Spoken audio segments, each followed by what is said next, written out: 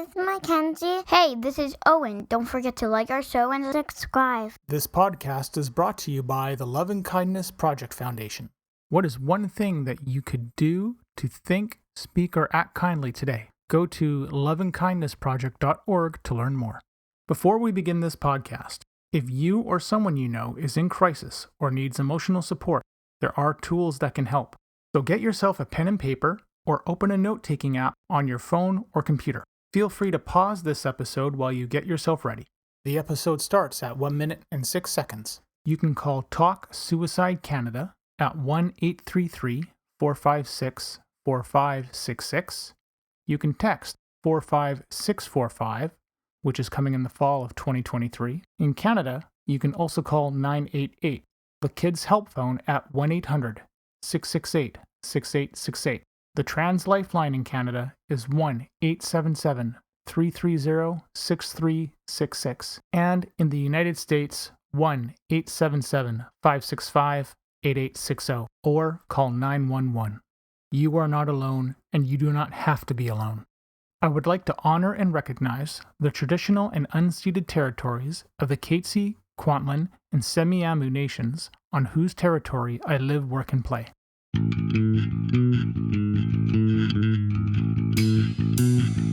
Welcome to We Are the ADHD Family Podcast. This podcast is meant to chronicle our journey with ADHD, autism, and other discoveries along the way. I reach out to advocates, experts, individuals, and other families that want to raise their voices and empower those on their journey. My name is Mark Smeets, and I am passionate about removing barriers for others through creating connections and building on strengths and practical problem solving. I am married to Siobhan, a parent to 2 wonderful kids, and all of us have ADHD. I want you to feel like you have power and hope. And now, into the episode. So the other week I came downstairs and I'd asked the kids to get ready. So I yell from upstairs and I say, "Hey, are you guys dressed?" And both the kids answer yes. Fantastic. So come downstairs and I notice that Owen's in his underwear. He's got socks in his hands and he has no other clothes. And I don't know how he thought, he just turns to me and he goes, "But I have socks on." Like, they're on your hands, son. This is not dressed. Welcome to a new episode of We Are the ADHD Family and the Advocateurs. Well, in the previous episode, I was talking about the reaction that I received my wife and I received when we tell people, "Hey, our son's autistic," or "I have ADHD," whether it's to friends, families, other people that come along, just that reaction.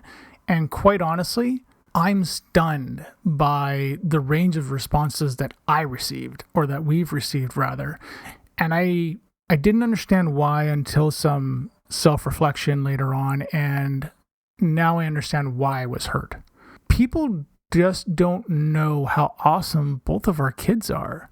And so in that episode, I shared some stories of just some of the amazing things that we've been able to do with my son, with our son, and with our daughter, just not having the pressure to be that rock star or rocket scientist or the president of something or other, that she is free to be who she is. One thing that I don't think people understand is that a diagnosis really is the key required to get any sort of help or assistance.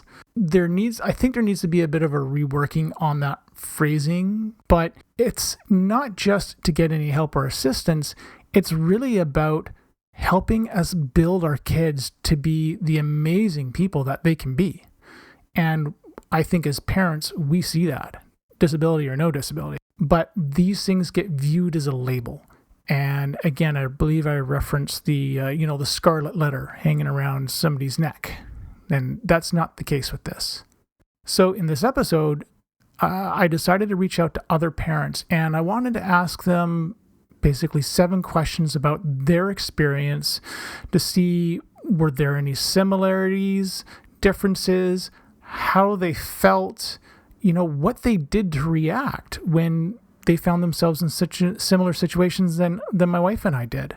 I am very grateful that my 3 guests were willing to share their experiences and be so open. All of us hope that you don't feel alone when it happens to you, and that you can respond in a strengths-based and kind way to educate somebody, and you can show them how amazing your kids are. Let's get into the guests and hear their story. Hi, my name is Tana. I'm the mother of 3 beautiful boys who are all ADHD, and my middle guy is also autistic. We started our journey through our neurodiverse world about 6 years ago. As a member of the 60 Scoop, I've been seeking and learning my heritage. I'm grateful to be learning and sharing that knowledge with my kids. Music and story have always been grounding for me, and I find it to be a great tool to connect with my kids as well. As I walked the path to find supports for my kids, I found areas that needed to be addressed. It's ignited a passion in me that I'm not only to help my kids, but to make this journey easier for other parents. Thanks to the support from Facebook groups, I've realized that I wasn't alone. But on the same note, I was also saddened to realize that I am not alone. There's so many parents out there in the same situation. To get our kids' needs met, it should not be such a struggle. And I find myself in a community with other parents that want to share this same voice. I'm excited for the next steps that I can take to help bring change to the kids in BC. When you tell someone your child has a disability, do you use the specific terminology? Do you say disability, or does it depend on the situation? Typically, I call it like ADHD or ASD. I try and read the faces of the people to see if they have any knowledge of the terms. And if they have a question mark on their head, I'll go a little bit deeper to offer an explanation. Or to see if they have any interest in their faces. Then I'll engage a little bit more on that conversation. What do you do when someone replies in a way that shocks you? I don't think I'm easily shocked. The most shocking moments I had were actually by closer family and friends. I think their initial reactions were maybe based on like a fear and a denial, as if acknowledging it, the ADHD or the ASD, that it was meant like as something wrong with them. Mm-hmm. But I find most people are not educated in the special needs and say things that are offensive because they're naive and just lack of understanding. I take it as an opportunity to educate them and let them know if they seem open to receiving. What are the responses that you've received then? Like the ones that were most off-putting, or Yeah. like Sure. so, Like, I mean, if there's a range, there's a range. Not everybody, there's, I again, like, us knowing each other, and finding out, and I will do this and tell people, but it's like, oh, your child has ADHD. Oh, that's so awesome because I am too. Or like, oh, hey, your child's autistic. That is so cool. I want to know about, whatever they're working on or something like that. Like, tell me about your child. Not everybody replies like me because I'm just weird like that. But what are the typical responses that you do get? sometimes people are a little bit more engaged. They'll like ask a question. They're like, what does that mean? How does that present? Some people just kind of like skim over it and ignore that it's anything. They don't, there's a lack of acknowledgement. And I feel like that is usually from like a lack of education and a lack of understanding. They just rather not acknowledge. Does that off-put you when they don't want to acknowledge? Not necessarily. No? I do try to offer a little bit of information to see if there's a little bit more of a bite, because I do like to pass on the education and the awareness of ADHD and ASD and how present it is in our world. I do find in the more discussions I'm having, the more common it is. So I find other parents that are saying, "Oh yeah, my son or my daughter have ADHD, or they were just recently diagnosed, or we're getting assessments for this." It just the commonality of it is so much greater at this point. I should just clarify that the acronym ASD, for those that don't know, it's shorthand for autism spectrum disorder. That's all it is. Here is a 20-second kindness break. Mackenzie, what is one kind thing that you can do for somebody who is new to your class? Show them around. Owen, if you see someone is having a hard time, what is one action that you can do to help them? Take the time to listen to them. Hi, this is Siobhan from the Love and Kindness Project Foundation. Check out loveandkindnessproject.org and find other ways to carry out kind acts or start a kindness project of your own. How many people have you had try to fix your child with ideas or remedies, or try this natural product? Oh, you must have tried ginseng will clear that up. I haven't had that many people offering natural kind of things. Mm. I found, let's see here, there was people in the school system that were first trying to offer a fix of the medication. And that is completely a personal choice. I decided that it was probably better for my kids after doing some research and investigating the science behind it. I felt that the medication was important. I found it off-putting at the beginning. Mm-hmm. But like I said, I spent quite some time educating myself on ADHD and its effects and how it works and the things that are beneficial. A lot of, I think other advice or fixes may have been suggested was like a tough love kind of thing. Mm-hmm. And I, in my research again, was I was like that's not the answer. Yeah. Expecting this kind of brain to conform to other people's expectations, it's not fair. It's not fair to that brain, and it's frustrating as you putting the expectation. Like it's not fair on either side. Yeah. And if people would educate themselves, they would realize that maybe it's just a different approach to get the response that you're looking for. Have you ever had anybody declare that they don't know how to respond? They haven't actually said they don't know how to respond. I think when they don't know how to respond, they usually say "Oh, I'm so sorry," kind of like a sad kind of underlying thing. Um, I don't feel it's sad at all. I love the way that my kids think, their energies, the things that they delve into. Uh, they have so much passion with it because that's the way their brains work. Yeah. I think it's amazing. So I don't ever feel like it's something to be sorry about. What do you want people to know about your child, your kids?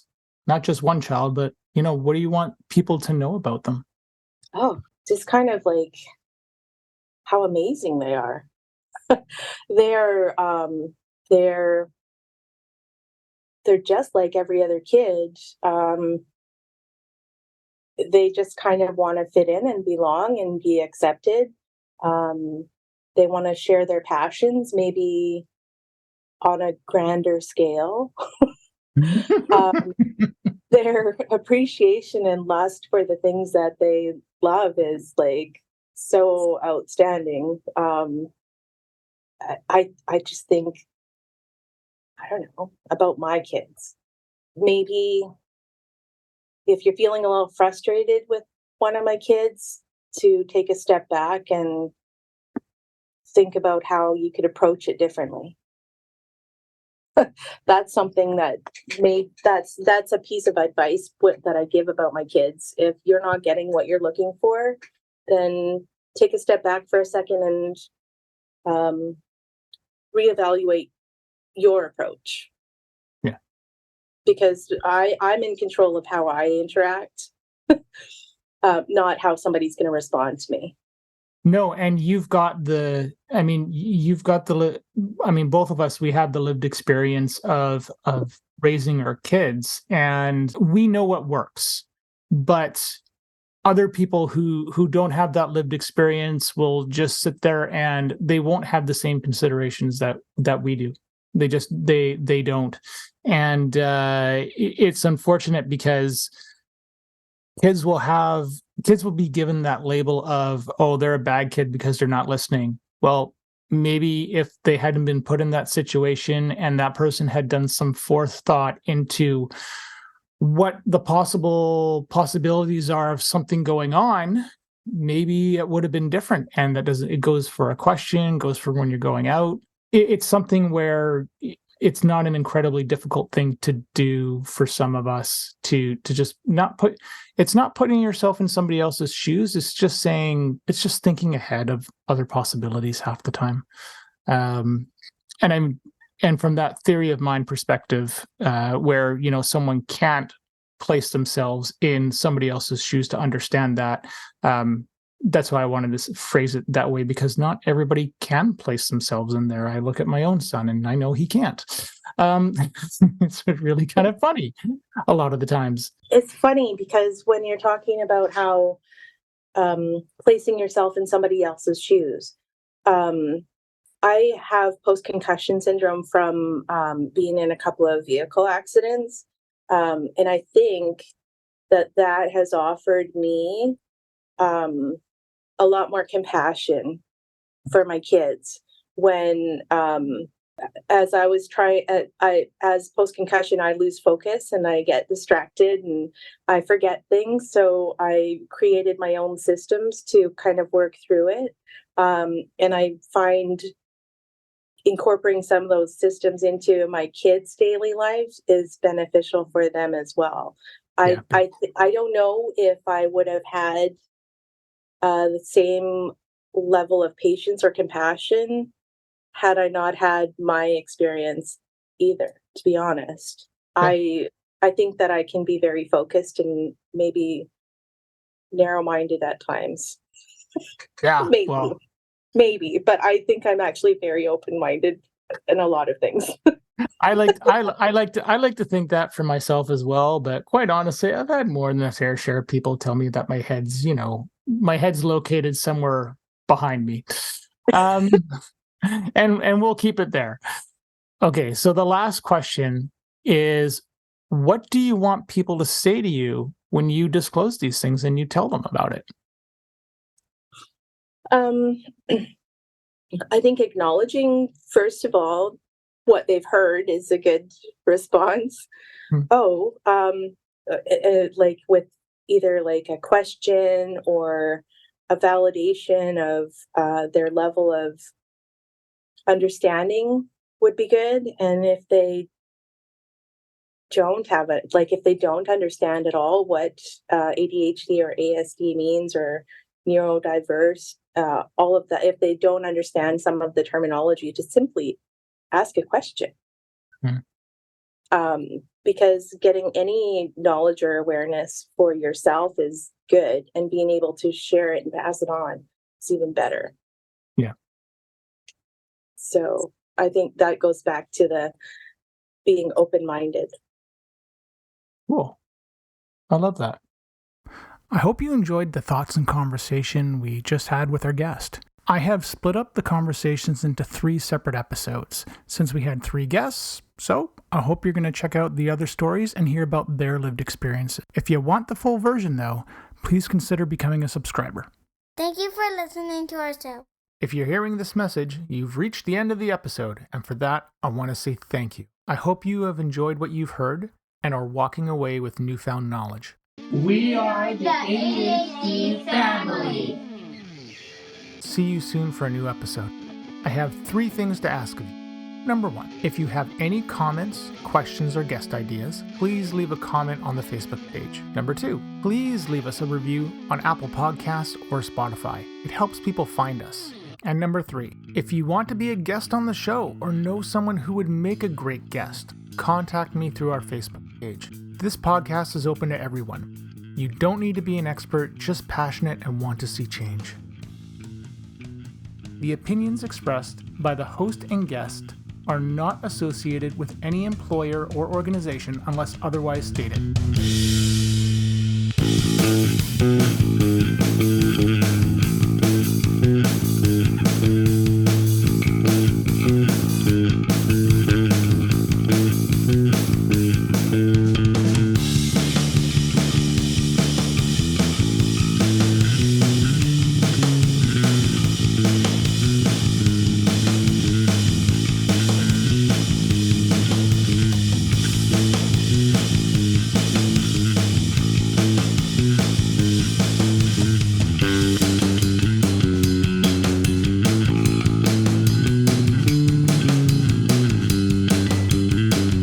Any medical information on this site and podcast is provided as an information resource only and is not to be used or relied on for any diagnostic or treatment purposes. This information does not create any patient-physician relationship and should not be used as a substitute for a professional diagnosis and treatment. Please consult your healthcare provider before making any healthcare decisions or guidance about a specific medical condition. The show, host, and its guests expressly disclaim responsibility and shall have no liability for any damages, loss, injury, or liability whatsoever suffered as a result of your reliance on the information contained in this site or show. By visiting this site and listening to this show, you agree to the terms and conditions, which may from time to time change or be supplemented by the show host.